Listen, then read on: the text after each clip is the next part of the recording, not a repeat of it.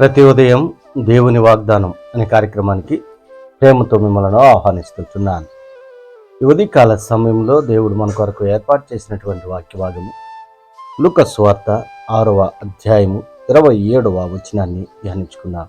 లూకా సువార్త 6వ అధ్యాయము 27వ వచనాన్ని ధ్యానించుకున్నాం.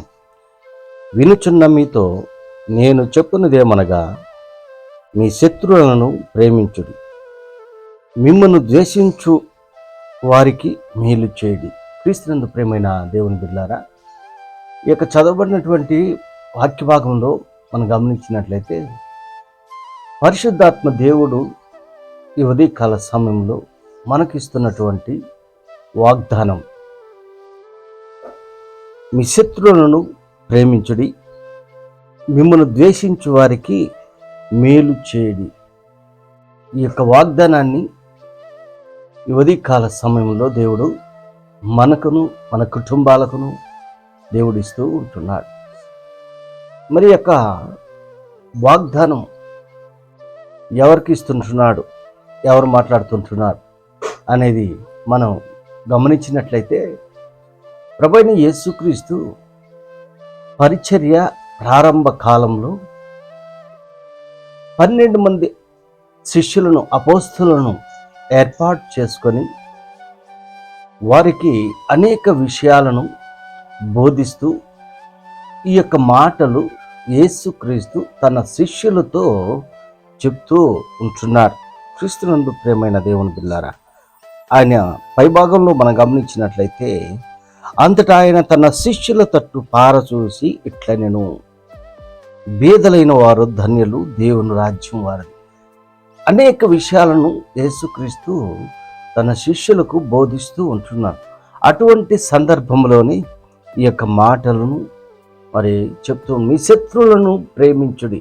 మరి దేవుడిచ్చినటువంటి మోషే ధర్మశాస్త్రంలో మరి దేవుడిచ్చినటువంటి ఆజ్ఞలలో మరి ప్రాముఖ్యమైనటువంటిది ఈ యొక్క ఆజ్ఞ, మీ శత్రువులను ప్రేమించుడి, నిన్ను వలె నీ పొరుగు వారిని ప్రేమించుడి. ఇది ప్రధానమైనటువంటి ఆజ్ఞగా ఉంటున్నది.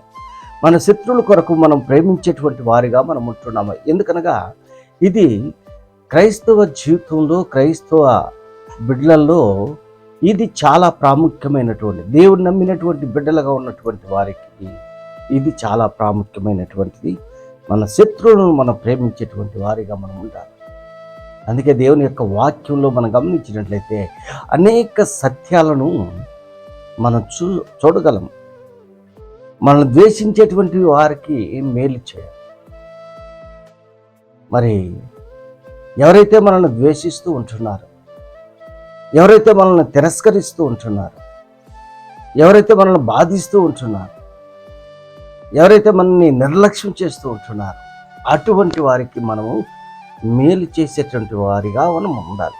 ఎందుకనగా యేసుక్రీస్తు తన శిష్యులు అనగా మరి ఆ వ్యత్యాసమైనటువంటి వారి యొక్క బ్యాక్గ్రౌండ్, వారి పెరిగినటువంటి వాతావరణం ఒక వ్యత్యాసమైనటువంటిది, వారి యొక్క ఆలోచనలు వ్యత్యాసమైనట్టుగా మనం చూస్తూ ఉంటున్నాం.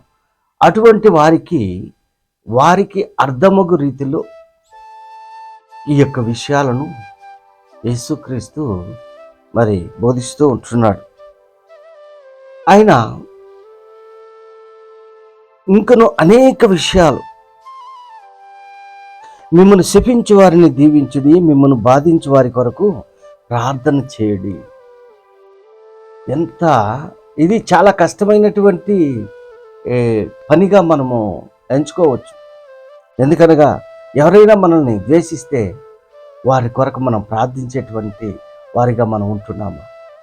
ఎవరైతే మనల్ని శపిస్తూ ఉంటున్నారో అటువంటి వారి నిమిత్తము మనం ప్రార్థన చేసేటువంటి వారిగా మనం ఉంటున్నాం. కఠినమైనటువంటిదే అయినా కూడా దేవుని నమ్మినటువంటి బిడ్డలుగా, దేవుణ్ణి వెంబడించేటువంటి బిడ్డలుగా ఉన్నప్పుడు ఈ కార్యాలు మనం చేసేటువంటి వారిగా మనం ఉండాలి. మన పొరుగు వారిని మనం ప్రేమించేటువంటి వారిగా ఉండాలి. మనల్ని ద్వేషించేటువంటి వారి కొరకు ప్రార్థన చేసేటువంటి వారిగా మనం ఉండాలి. అలాంటి లక్షణము కలిగి జీవించినప్పుడు దేవుని యొక్క బిడ్డలుగా మనం ఎంచబడేదానికి ఆస్కారం ఉంటుందని కొద్ది మాటల ద్వారా నేను హెచ్చరిక చేస్తుంటాను. దేవుడి యొక్క మాటలను మరెక్కువగా మీకును మీ కుటుంబాలకును ఆశీర్వాదకరంగా దేవుడు మార్చునుగాక. ఆమేన్.